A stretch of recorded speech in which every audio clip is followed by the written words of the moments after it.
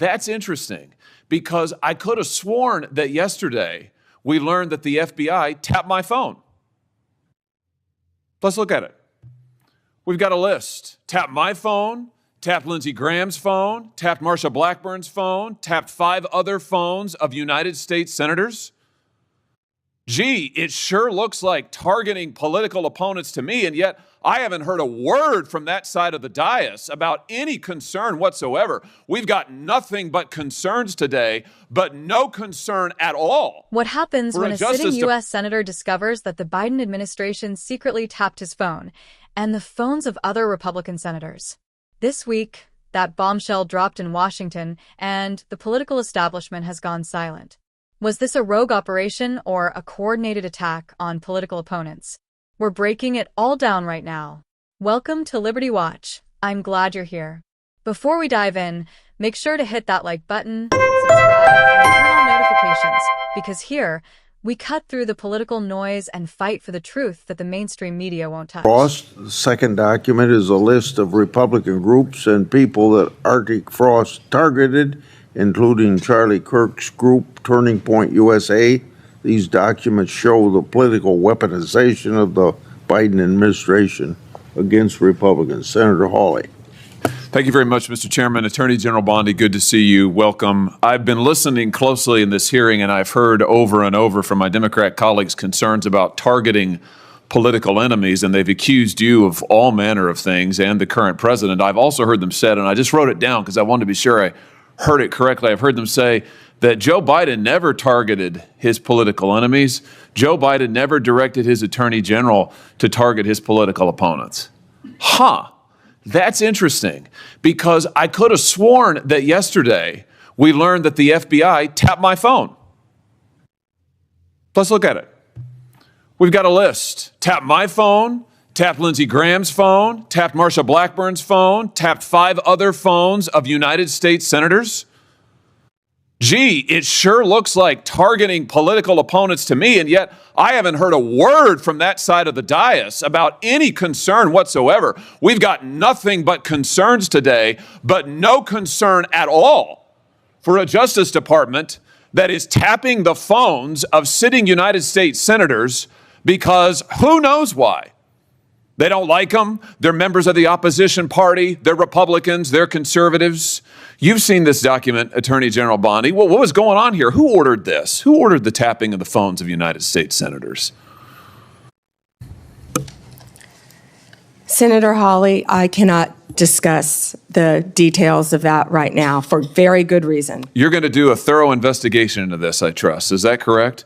We will be looking at all aspects of this, and I have talked to Director Patel at length about this. And you're going to figure out who was involved in this, who signed off on it, who knew about it. You're going to get to the bottom of all of it. Is it correct? Yes, and I've spoken to Director Patel about it, and he is committed to doing this. Well, I can tell you, we already know many of the details. We already know that this was ordered by the special prosecutor, Jack Smith, who reported directly to the Attorney General of the United States, Merrick Garland. And we know that Jack Smith was on his witch hunt because he was directed to do so by the President of the United States, Joe Biden. Let's just remember. Let's take a walk down memory lane. April 2nd, 2022, the New York Times. Garland faces growing pressure. The Times says as recently as late last year, that would have been 2021, Mr. Biden confided to his inner circle he believed former President Trump was a threat to democracy and should be prosecuted. It goes on to say that Biden was frustrated with Garland and wanted him to take decisive action against Trump. Here's what we're talking about. Trump, of course, was a private citizen at the time. So he appoints his own hitman, Jack Smith, who goes after the president, former president, who goes after members of this body. You know, the thing about it, though, that really strikes me is that it didn't stop with members of the United States Senate. Did it, Attorney General Bondi? It didn't stop here at all. I mean, just as egregious, maybe more so than tapping the phones of U.S. senators, is this memo that I know you've seen before. Let's just look at it again. This is an FBI memo from the same time period, I might add, from the same time period, in which the Federal Bureau of Investigation attempts to recruit informants into Catholic parishes in this country. So here you have an administration that is activating the FBI against its political opponents and tapping the phones of United States senators. Can I just say that again for my colleagues, for the benefit of my colleagues on the other side of the dais? Tapping the phones of United States senators. This isn't hypothetical. This isn't maybe what will you do in the future. This isn't, oh, gee, can you imagine a situation? This happened. This happened. And this happened, the targeting of Catholics in this country because Joe Biden and his FBI didn't like Catholics who went to a certain kind of mass. I mean, good God in heaven, what is happening to this country? What happened under Joe Biden? Or then how about this, the infamous school board memo, where Merrick Garland, at the direction of the White House, issued a memo activating the FBI's counterterrorism division against parents who attended school board meetings and had the temerity to ask what their kids were being taught. And some of those parents were treated like this. Let's just remember. Let's remember how parents were treated. Treated like this man. That's right. A parent at a school board meeting, I think in Virginia, who was drug out of the school board meeting. He's bloodied there, you can see it. And what was the response of Joe Biden's DOJ and FBI? It was to issue a memorandum saying that people like this ought to be investigated by the counterterrorism unit. And unbelievably, they were. They were.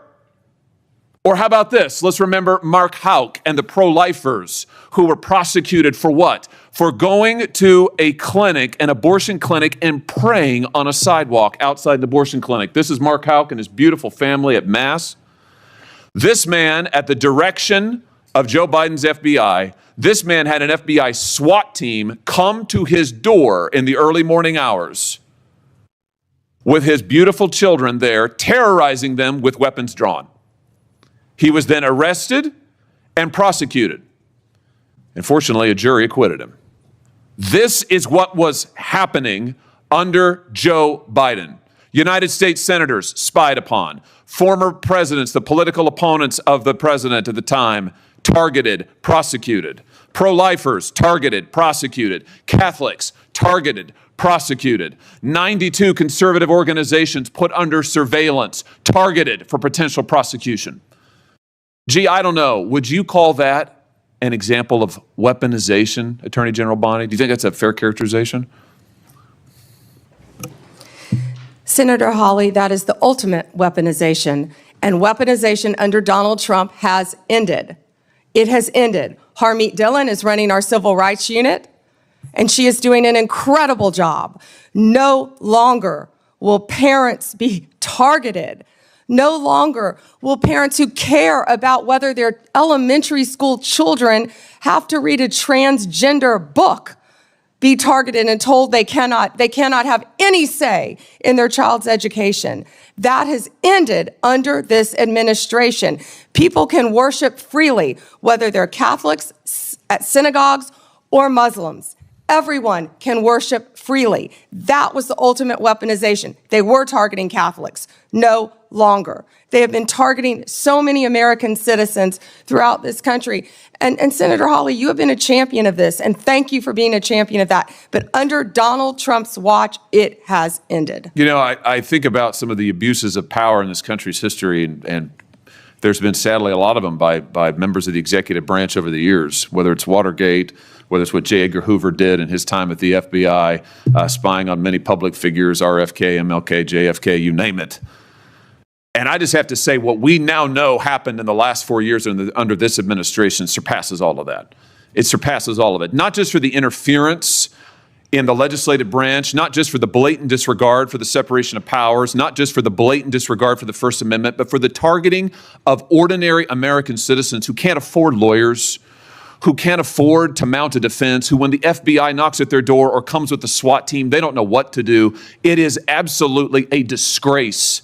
It is a stain on the history of this country and on the conscience of this country, what this administration did in the last 4 years. So here's what I think needs to happen.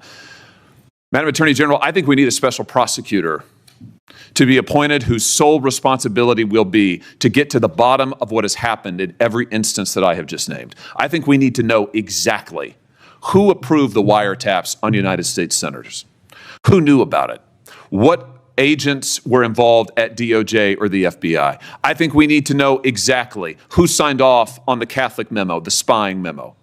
Who was involved with it? How far did it go? I think we need to know exactly who authorized the prosecution of Mark Houck, who terrorized pro-lifers and tried to intimidate them. I think we need to know that, Mr. Chairman, this committee needs to do oversight hearings. We need to have thorough hearings into what has happened these last 4 years and this abuse that has now just been uncovered, because we have to ensure that it stops. As you just said, Attorney General Bondi, we have to ensure that it stops. This chapter in American history needs to come to a close, never to be opened again. The use of the most powerful law enforcement bodies in the world against ordinary citizens and political opponents must end once and for all. And we have a chance to do it, and it needs to be done with a thorough investigation, full transparency, and those who violated laws need to be prosecuted. I thank you for what you're doing, Attorney General Bondi. I hope that you will launch a thorough investigation. I hope you'll appoint a special prosecutor. Mr. Chairman, I hope we'll hold hearings. And with that, I yield. Yeah. Before I call on Blumenthal, I want to, without objection, introduce into the record a document that General Bondi helped to declassify. The document is a Ray FBI analysis. What we learned this week is nothing short of historic, and not in a good way. For years, conservatives warned that the Biden administration was weaponizing the Department of Justice against political opponents. We were called conspiracy theorists, extremists, and anything else they could think of. But now, we have hard evidence. During a Senate hearing, Senator Josh Hawley revealed that the FBI, under the Biden administration, tapped the phones of multiple sitting U.S. senators, including his own.